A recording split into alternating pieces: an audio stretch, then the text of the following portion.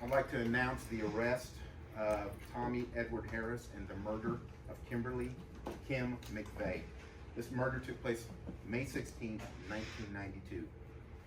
The decomposing body of Kim McVeigh was found behind a shed at 9600 North Memorial in Owasso, Oklahoma. McVeigh had been staying at the residence along with Tommy Edward Harris and others. The residence was a known drug house. The subsequent investigation determined that on the early morning hours of May 16th, McVeigh was in the residence located at that address where her body was found.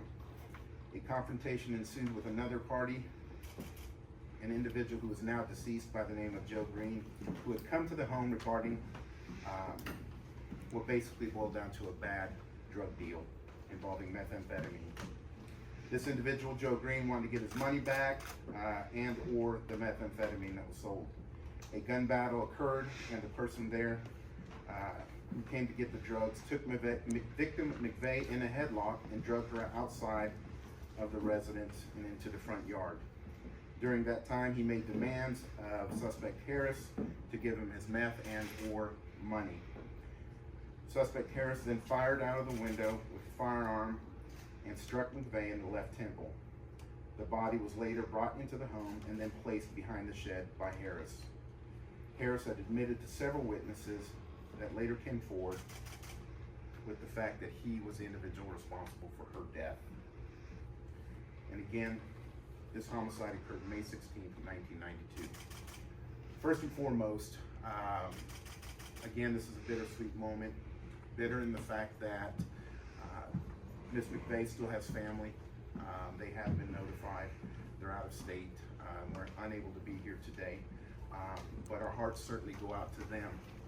But sweet in the fact that we have now been able to provide closure to her family. It was years in the making, but again, at the end of the day, justice, sometimes slow moving, still happens. And it happened as a result of the people that you see standing here before you. Many of you and many of our citizens in Tulsa County are aware of our cold case unit and that they're comprised of retired law enforcement, federal agents, civilians.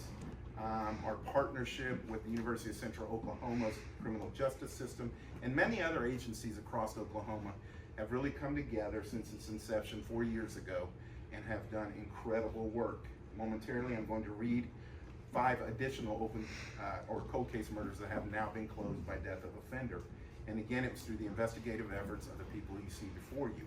I would also like to thank District Attorney Steve Kunzweiler and his office, in particular Kevin Gray, for their guidance during this, for the last 4 years during these cold case investigations. And they were instrumental in moving these cases forward in the judicial system. I would also like to give a big thanks to Osage County Sheriff's Office for assisting in today's arrest, as well as recognizing the OSBI for their efforts in lab work and really being there for anything that we've requested during these cold case investigations. So again, after this is all over, we're certainly available for interviews and further questions. But now I'd like to move on to the other cold case murders that have now been closed. And these are all due to death of offender. Suspect Sidney Blunt, responsible for the murders of Stanley Tanner and George Herbert Gables. On June 2nd, 1984, suspect Blunt was in the company of 2 women who had given him money in which to purchase marijuana with. Suspect ended up spending a portion of the money on liquor and refusing to give the rest of the money back to the 2 women. The women in turn informed their significant others, victims Tanner and Gables, who confronted the suspect and were subsequently shot and killed by suspect Blunt. The suspect is deceased, died in Alaska, and is currently buried in Collinsville. That case, again, has been closed due to death of offender. And as a quick reminder, although an arrest hasn't occurred in these, what is extremely important and probably the most pivotal thing in a cold case investigation is providing closure. These are cases that have gone years, 30 plus more, and has left their family, their friends, wondering what happened. So closure is extremely important and almost as important as an arrest of an individual. Secondly, victim Keith Stanley Marshall. Suspect Sidney Blunt, aka Sid. Suspects Wilbur Rollo Mansfield, Owen Ingram, and Edwin Waddell, aka Fast Eddie. Date of homicide, April 8th, 1995. The body of Victor Marshall was found shot to death on the banks of Bird Creek in Tulsa County. Witness was found who confirmed that the victim was shot to death by Sidney Blunt for a drug debt owed to suspect Edwin Weddle.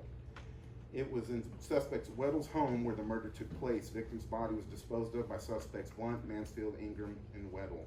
All 4 suspects are deceased. Victims, Elizabeth Colbert and Clarissa Lee Davis. Suspect Charles Eric Neal. Date of homicide unknown. On July 20th, 1985, the remains of suspect Neal were found close to Lake Keystone in Tulsa County. Suspect died of multiple stab wounds.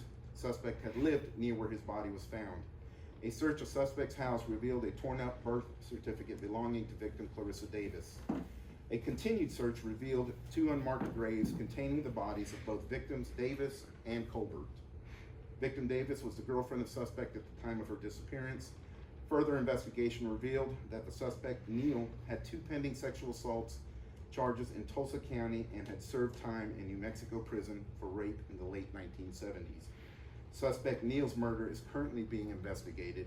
Neal is buried at Flower Haven Cemetery.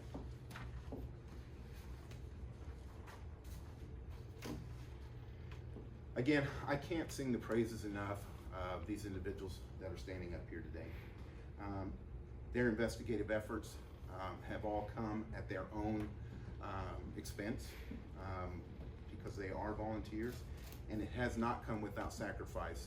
I would like to remind the citizens of Tulsa County that we lost 2 beloved members of this task force, one being Jim Harden, who died last year, and this year Joanne Emmons, who died from COVID-19.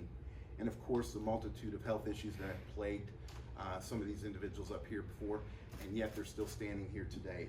Again, I think that sends a clear message of several things. One, that justice doesn't stop. It's because of men and women like these up here who are willing to take the extra step to go out and provide the closure and or arrest of individuals who have committed murders in Tulsa County. And that's extremely important and valuable, because without people like that and the commitment in which they have, we're not standing up here today, and more importantly, these families are not going to have the closure that they've had as a result of, again, their efforts. We will continue moving on. As I've stated before, we have additional investigations that are really on the cusp of being solved and charges filed, and we will continue in those efforts. And I would just like to remember again Jim Harden, Joanne Emmons, for their sacrifice.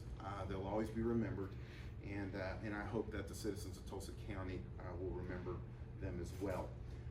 And again, a special thank you to the District Attorney's Office for their partnership, OSBI, and Osage County Sheriff's Office for assisting in today's arrest. Steve, would you like to say anything? Sure. I find myself standing at a lectern alongside law enforcement with a message to the community, and the message is simple. Law enforcement is not going to rest even when they're retired. When crimes are committed in our community that affect people and their families, and especially in homicides, don't think one bit that if you think that you've gotten away with murdering somebody, that we're going to be resting.